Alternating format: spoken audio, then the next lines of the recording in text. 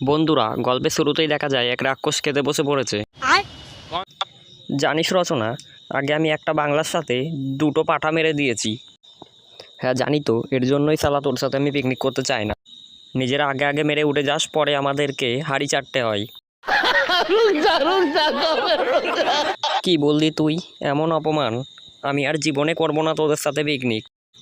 খাবো না আমি আর, চলে গেলাম এখান থেকে।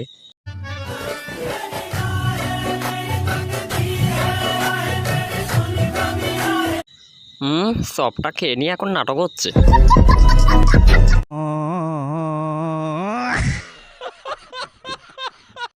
প্রসেনজিৎ, কালকে পিকনিক আছে বাড়িতে, তুই করবি না? না রে, ওই পিকনিক আমি করব না। আমি একবারও ওখানে খেতে পাই না। তাতে কি হয়েছে বল?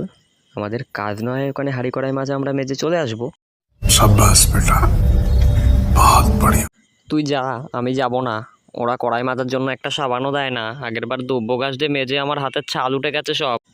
আর এমনিতেও তো তুই বাড়িতে ভাত পাস না, যা ওখানে গিয়ে কিছু যদি পাস। শালাও কি বললো আমি বাড়িতে ভাত পাই না? এমন বলতে পারলো প্রসেনজিৎ? আমি আর জীবনেও যাব না পিকনিকে।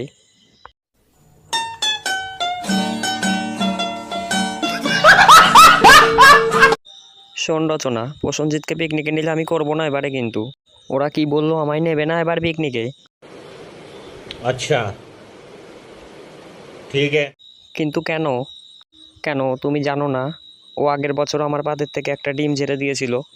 এবারে আমার সাপ সাপ কথা, প্রসেনজিৎ পিকনিক করলে আমি করছি না, বাস।